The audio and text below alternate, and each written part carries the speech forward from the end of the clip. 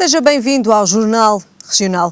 A economia portuguesa deve destruir 88 mil empregos este ano. A previsão é do Banco de Portugal no Boletim de Inverno, divulgado hoje. No que respeita ao mercado de trabalho, a atual projeção antecipa uma redução do emprego em 1,9% em 2013, após a queda de 3,7% em 2012, seguida de uma estabilização em 2014.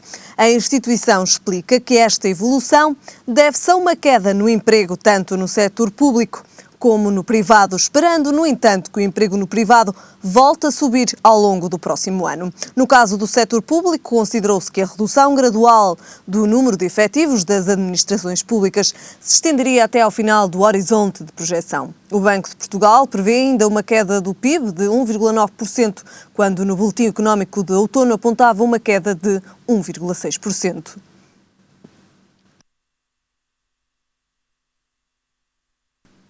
Ficamos agora com a síntese das notícias regionais. O Hospital da Ordem da Lapa investiu cerca de 32 mil euros na aquisição de um novo sistema de segurança para bebés. Este novo sistema é composto por pulseiras eletrónicas colocadas nos bebés e crianças, com rádio de transmissão e detecção de ruptura, que informa a central em caso de corte e saída do hospital. A unidade de saúde menciona ainda que este sistema tem a particularidade de utilização de mãe e filho, ou seja, as duas pulseiras reconhecem-se mutuamente e são eletronicamente ligadas após o nascimento e emitem um sinal sonoro que indica se o bebé lhe pertence. Este novo equipamento permite um eficiente funcionamento dos serviços, garantindo assim às mães e aos membros internos do hospital uma maior tranquilidade relativamente a um possível rapto ou troca de bebés. Em outubro, depois de a Comissão Europeia esclarecer que a empreitada de modernização do mercado do bolhão poderia vir a ser financiada ao abrigo do quadro de referência estratégica nacional, o vereador do CDU recomenda agora ao Governo medidas urgentes. Pedro Carvalho apresentou na reunião do Executivo desta semana uma proposta de recomendação que visa não adiar mais a requalificação e modernização do mercado. O comunista afirma ainda que houve falta de vontade do Presidente da Câmara do Porto, de Rui Rio, em requalificar o imóvel, mas agora não tem mais desculpas para o querer resolver, garante o vereador da CDU. Depois de várias notícias terem dado conta que a Feira do Livro do Porto poderia não se realizar este ano, devido à Câmara ter recusado renovar o protocolo assinado há 4 anos, que expirou em 2014. No entanto, Rui Rio disse que existe a possibilidade de se realizar o certame, mas garante que é preciso a abertura de toda a gente. Sem a verba da Câmara, a realização da Feira do Livro não seria viável. No acordo, a Feira do Livro do Porto recebia 75 mil euros, apoio logístico e isenção das taxas camarárias. Diversidade é a exposição patente na Casa do Infante, onde é possível apreciar fotografias com técnicas de captação de imagem e sobre o processamento químico em laboratório fotográfico a preto e branco. Estão também patentes fotografias captadas com câmaras fotográficas descartáveis, onde os jovens apresentam o seu cotidiano e as suas origens. E ainda é possível conhecer trabalhos artísticos alusivos às suas tradições. Este projeto surgiu na sequência do Ano Europeu contra a Pobreza e a Exclusão Social, que se assinalou em 2010. Em 2013 irá continuar com a descoberta de outras minorias étnicas no Porto. A exposição Diversidade na Casa do Infante estará aberta ao público até ao dia 4 de fevereiro, com entrada gratuita.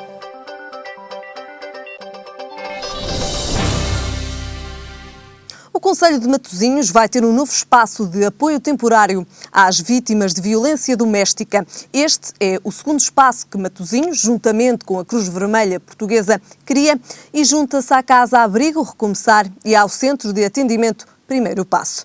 Ao Centro de Apoio chegam cada vez mais pedidos de ajuda e mostram que, entre os idosos, os números de violência doméstica estão a aumentar. Os números não deixam dúvidas. Cada vez mais mulheres são vítimas de violência doméstica. Só no mês e meio chegaram à PSP e à GNR 800 casos que foram registados durante 15 de novembro e 31 de dezembro em Lisboa e Porto. durante o tempo em que decorria a fase experimental de um novo método para avaliar o perigo das vítimas de violência doméstica.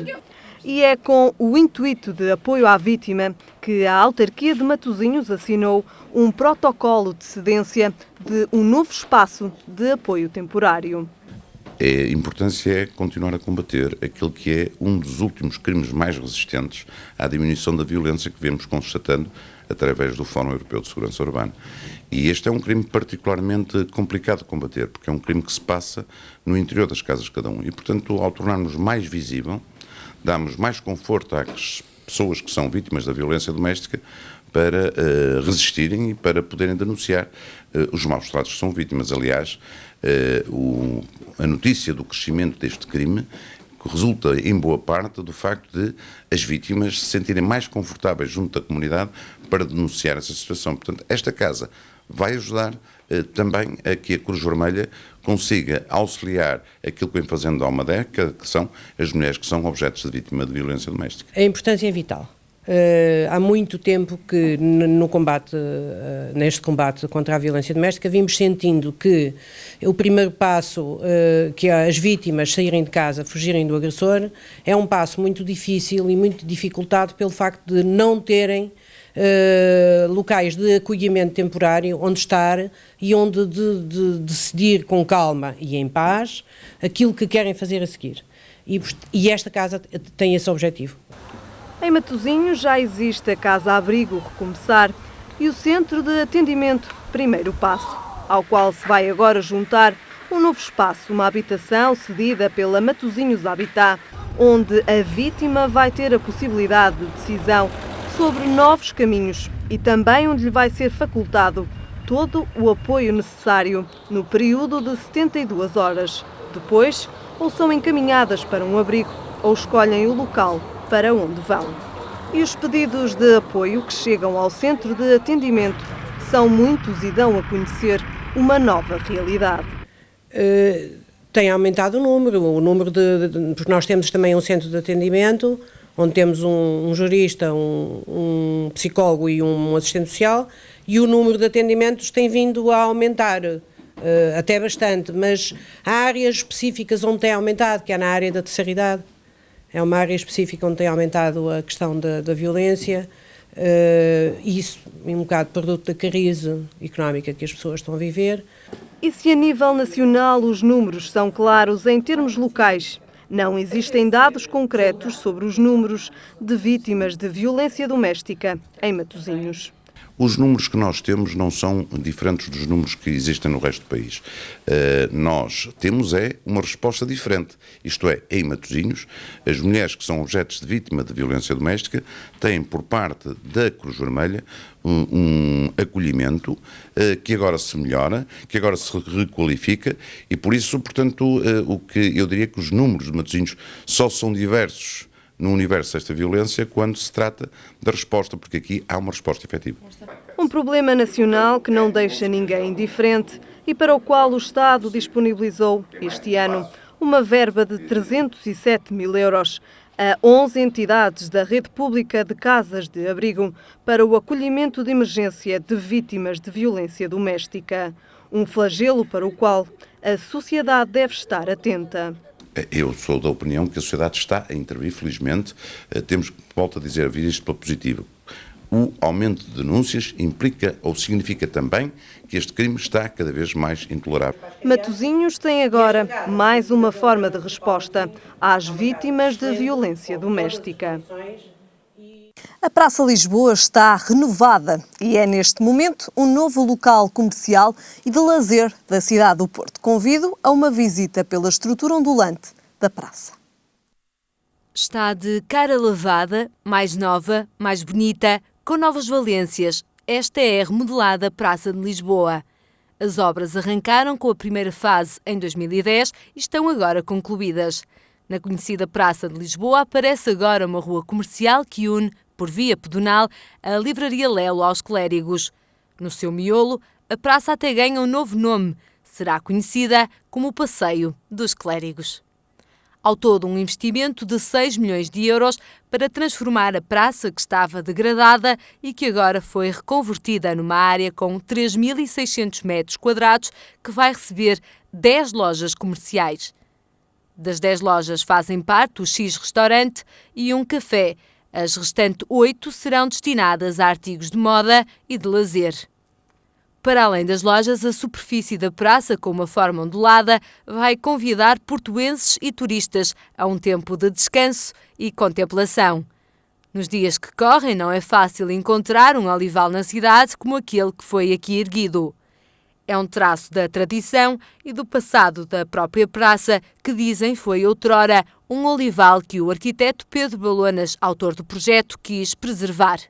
São 50 as oliveiras que vão fazer sombra nos dias de maior calor no Porto e dar cor verde a todo o betão que se levantou para a reabilitação da zona. A obra tinha data de conclusão prevista para 2011, mas tal não foi possível. Foi mesmo 2012, o ano em que a praça renasceu para a cidade. Um novo espaço para o comércio de rua, para o lazer, para o encontro. Uma esplanada para os clérigos e para as galerias, um espaço já obrigatório para alguns e certamente mais um símbolo para a cidade do Porto.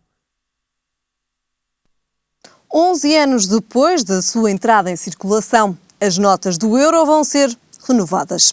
A primeira a ter uma cara nova e sistemas de segurança mais modernos é a nota de 5 euros que entra em circulação já em maio. O euro já circula há 11 anos. Em 17 países, estima-se que cerca de 322 milhões de pessoas usem a moeda, que se tornou o símbolo da integração europeia para efetuar pagamentos. A partir de 2013, as notas do euro vão começar a sua renovação de forma ascendente, ou seja, a partir da nota de 5 euros. Por isso, não se admire, mas esteja atento se uma nota de 5 euros, como esta, lhe for parar às mãos. A segunda série de notas do euro é designada Europa, pelo facto de alguns dos seus elementos de segurança conterem um retrato de Europa, a figura mitológica grega que deu origem ao nome do continente. A 2 de maio entra em circulação a nova nota de 5 euros, que traz consigo algumas novidades.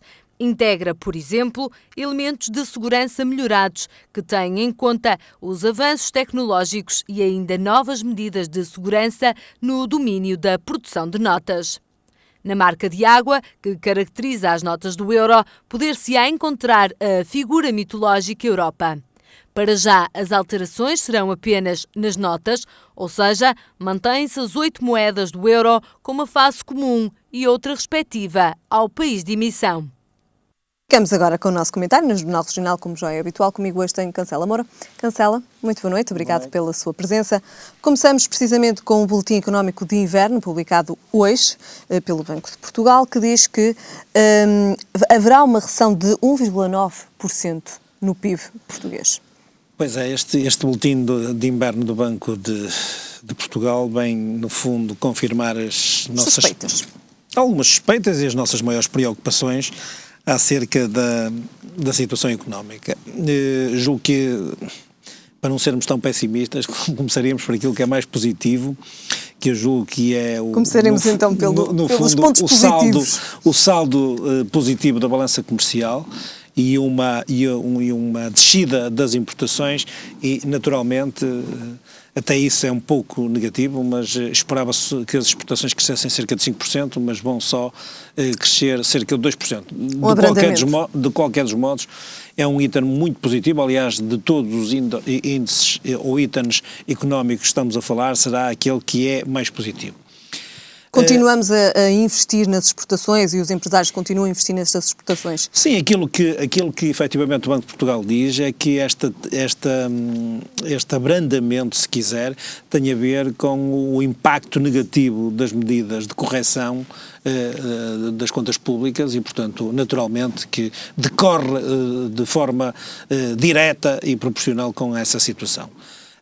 Aquilo que efetivamente o Banco de Portugal está a fazer é uma estimativa e que no fundo vem corrigir os números em face da aplicação do memorando de entendimento e este ajustamento que está a ser violentíssimo para a sociedade portuguesa e portanto, aquilo que se vaticinava pelo Governo era cerca de 1% e afinal o Banco de Portugal vem dizer que são quase 1,9%. E portanto 1% era aquilo que era esperado pelo Governo? 1% era o que estava, exatamente, e agora esta previsão agrava significativamente esta situação. Penso que não há, portanto, os motivos que aqui podem ocorrer têm a ver necessariamente com as medidas orçamentais, porque elas são de facto de muita austeridade, de grande agravamento fiscal e também uma desaceleração da economia, portanto são os dois fatores principais que levarão a esta recessão. Existe aqui uma perspectiva de que haverá um crescimento do PIB de 1,3% ainda no próximo ano, o que é, pelo menos, eu diria, alguma luz ao fundo do túnel relativamente àquilo que os portugueses estão neste momento a fazer, em termos de sacrifício, e tendo em conta as medidas que estão inscritas no orçamento. Eu aqui chamava a atenção que esta previsão não tem em conta outro tipo de medidas excepcionais que podem vir a ser incluídas durante um orçamento retificativo ou então até para o orçamento de 2014. Só com aquelas que já estão previstas. Aquelas que já estão previstas, mas já é positivo nós começarmos a pensar que poderemos recuperar e 1,3 é um número simpático, se isso for verdade, pelo menos este pessimismo todo e esta carga pessimista que tem este último relatório poderá ser ultrapassado. O pior mesmo é um número que em nada os portugueses estavam à espera que estes números e essa previsão do Banco de Portugal chegasse a estes valores. Não, quer dizer, olha, eu acho que nós todos já vivemos, este é o terceiro ano consecutivo em que o consumo cai para os portugueses. É importante que se diga que provavelmente isto equivale a um retrocesso de uma década. Nós estamos praticamente ao nível daquilo que Portugal estaria quando entrou para a moeda única. Portanto, para as pessoas terem ideia daquilo que efetivamente está a passar neste momento.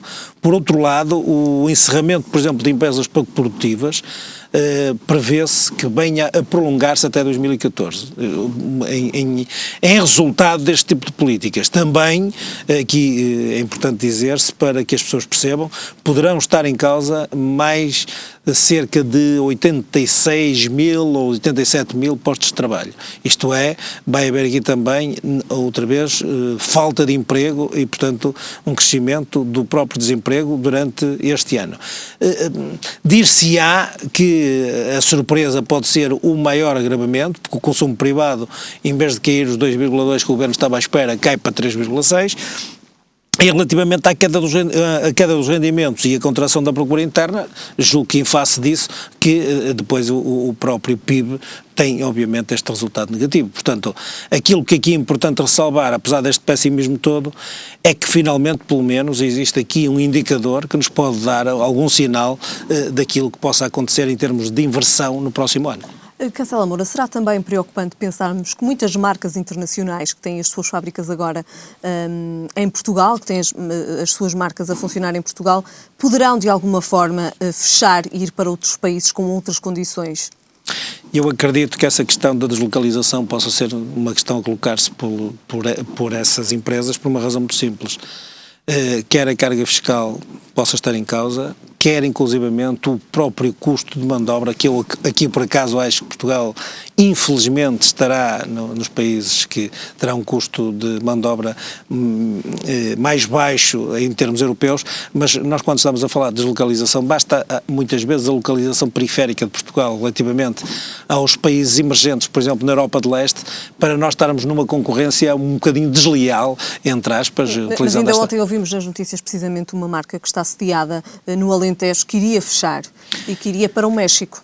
E que depois acabou então por voltar atrás. Eu iria dizer que até não considerando, por exemplo, a Ásia, e nomeadamente os países da Ásia mais longínqua e eventualmente até, neste caso o México, ou outros países fora da zona euro, e eu estou só a referir mesmo ao nível da nossa localização periférica face à União Europeia, aos outros países da União Europeia, nomeadamente aqueles que na Europa de Leste, na antiga Europa de Leste têm um crescimento significativo, nós mesmo assim poderemos estar, até pela nossa localização, em desfavor de uma situação destas. As ponderações que se possam fazer por estas empresas têm necessariamente a ver, primeiro, com o custo de mão de obra e depois, grande parte destas empresas que fizeram investimentos, por exemplo, no fim dos anos 80 ou, sobretudo, na década de 90 em Portugal, fizeram-na à custa de benefícios fiscais que efetivamente têm uma calendarização. E nós já assistimos nisso, a situações idênticas a estas.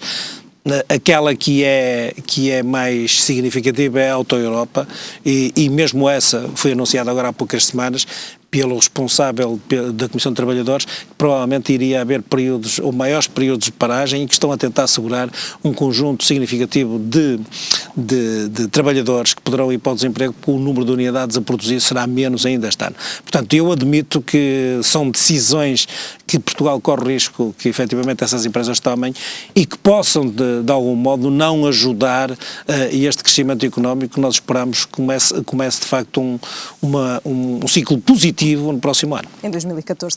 E ficamos também a saber que é a intenção do Governo relançar ainda este ano, 2013, a privatização da TAP. Não, eu julgo que Será isto uma teimosia? Poderá interpretar-se isso como uma teimosia? Não, esta notícia nem sequer é novidade. Eu gostaria de lembrar quando a Secretária de Estado veio anunciar que por falta de entrega das garantias que eram exigidas ao empresário e à Sinergia, ao grupo Sinergia, que era o único concorrente, diga-se, foi o único. para poder ser adjudicada, portanto, a própria privatização, disse logo de seguida que se iriam preparar para um novo calendário. O Secretário de Estado dos Transportes veio explicar que esta questão de recalendarizar a privatização da TAP tem necessariamente a ver com o facto de lhe poder conferir maior estabilização, sobretudo ao nível de tesouraria. Importa aqui dizer que, entretanto, já foi tornado público que houve um apoio de 100 milhões de euros para regularizar a situação da própria companhia com a banca, um empréstimo da parte pública. Isto tem dado também tem sido rodeado alguma polémica sobre a forma como este empréstimo poderá ter sido feito, da transparência que isto eventualmente possa envolver e, portanto, julgo que aquilo que foi dito é que depois de estar estabilizada a tesouraria da companhia, há uma espécie de compasso de espera para voltar à questão da privatização. O Secretário de Estado acaba ainda por dizer que aquilo que se pretende é que a empresa aproveite novas rotas comerciais, e neste compasso de espera que se está a fazer, que efetivamente se torne mais atrativa, que se consolide e o objetivo no fundo é criar uma maior concorrência, isto é, não haver um único concorrente no próximo processo de privatização, mas capitalizar a empresa, porque aquilo que aqui importa dizer é que o Estado, segundo o Governo, o Estado não tem condições para capitalizar a empresa, parece que de facto existe que seja um investidor privado a fazê-lo. E esse investidor privado não ser um único, mas que eventualmente por objetivo ser a maior concorrência, poder haver a possibilidade dessa privatização ser mais rentável para Portugal. Uma forma de negociar também aqui por parte do Estado. Eu acho que sim, porque naturalmente aquilo que o Estado pretende é retirar a maior rentabilidade possível daquilo que possa ser, até porque estamos a falar de uma empresa estratégica do ponto de vista económico a nível nacional. E muito bem colocada nos rankings mundiais. Também, e depois a convicção do Governo é de que a venda é a melhor forma de garantir o crescimento e no fundo fazer crescer a própria companhia no sentido de implementar novas rotas comerciais. Muito bem, passamos agora então para o nosso terceiro e último tema. António José Seguro admite que o PS foi obrigado a antecipar os calendários e a acelerar a preparação de um programa de governo alternativo, mas admite que não cairá na armadilha de apresentar propostas para o quarto de 4 mil milhões na despesa do Estado.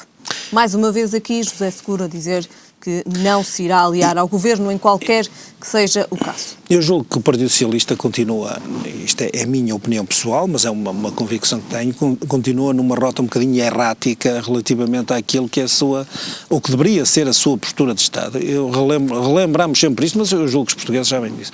Quem negociou o memorando de entendimento acabou por ser o Partido Socialista.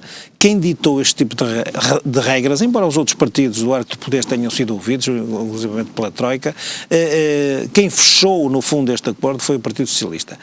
muitas das coisas que eventualmente agora estão a ser implementadas e que possam ir até para além do que está no memorando, têm a ver com expectativas que efetivamente não foram alcançadas ou objetivos que estariam mal traçados. Portanto, o Partido Socialista não se pode desresponsabilizar por completo, como parece... Não se pode pôr de parte perante uma situação que o país atravessa. Não, é que neste momento a nota destas jornadas parlamentares do Partido Socialista incidiu sobre duas questões fundamentais. Foi o relatório do FMI, este recente relatório, que eu confesso que também é muito mal explicada a forma como isto é tornado público e como se discute à volta de uma matéria desta natureza, sobretudo no tempo atual, e a questão do corte estrutural dos 4 mil milhões de euros que efetivamente tem vindo a ser falado. Mas a questão central destas jornadas acaba por ser a desresponsabilização do Partido Socialista face ao rumo do governo. E eu penso que o Partido Socialista não pode descolar completamente, porque nós não estamos a falar de um programa de governo, como diz o Partido Socialista, mas antes de um programa de governo condicionado, e eu diria até um programa que está colado ao memorando de entendimento da Troika. Portanto, o Partido Socialista, tanto quanto possa eventualmente ser a sua própria opinião vinculada, será importante vir apresentar propostas. Aliás, aquilo que referiu sobre encurtar calendários tem necessariamente que ver, por outras palavras, que António José Seguro diz que irá ele próprio apresentar novas propostas, as propostas do Partido Socialista, que irão ao encontro desta preocupação que o Governo tem de haver um corte estrutural de 4 mil milhões de euros. No fundo, é ir ao encontro daquilo que o Governo pretende. Penso que esta responsabilização do Partido Socialista é que leva o António José Seguro a dizer que vai fazer isto sem pressa e sem chantagens.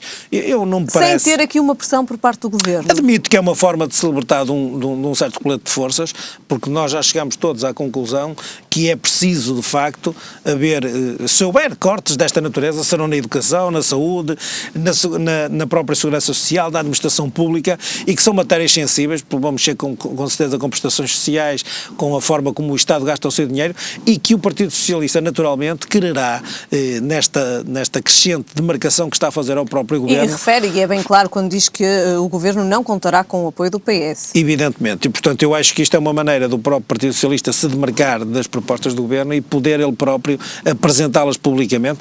Talvez na esteira daquele discurso que António José Seguro tem dito, de que não é com mais austeridade e com mais medidas de contração da economia que se fará o Governo, ou que fará o programa do Governo, mas antes com medidas desta natureza, e que eu penso que eles vão tentar cativar o próprio eleitorado. Acho que é essa... Acha que é isso que lhe parece? Vão tentar cativar aqui o eleitorado, estão a tentar fazê-lo. Possíveis eleições. Estão a tentar fazê-lo, porque eu acho que é muito difícil. Por exemplo, sabe que eu acho que até o Partido Socialista está a cair, ele próprio, numa armadilha que é fácil e populista de se pedir eleições. Por exemplo, o José Junqueira acabou por pedir a realização de eleições à custa de uma questão de lá na Caprina. Por exemplo, a mais recente polémica de alguma descoordenação política do Partido Socialista tem a ver com a ADSE. Que vieram ontem a público várias notícias e estamos praticamente no final do nosso comentário, só mesmo era só uma para última referir ideia. isto. Apesar destas preocupações do Partido Socialista, a ADSE para o seguro é uma espécie de terceira via, porque a Álvaro Beleza veio defender a extinção, Carlos Zorrinho diz que não devia haver extinção, e o António José Seguro, como líder do partido, vem dizer que está por uma reestruturação da ADSE. Era caso para dizer, entendam-se lá, porque aquilo que vocês estão a fazer é uma oposição que se pretende responsável, séria, a um governo do país que nós pretendemos que faça o melhor por todos nós. Muito bem, Casella, voltamos a ver-nos para a semana. Muito bem. Quanto a nós, vamos ver como estará o tempo para amanhã. E no norte e centro são esperados aguaceiros, no sul, céu muito nublado. Quanto a temperaturas, o Porto espera uma máxima de 15 graus e uma mínima de 9. Em Lisboa, a máxima será de 16 graus e a mínima de 10. E em Faro, a máxima será de 16 graus e a mínima de 9 graus. É tudo por hoje. Já sabem, a informação regressa amanhã. Até lá, fique bem.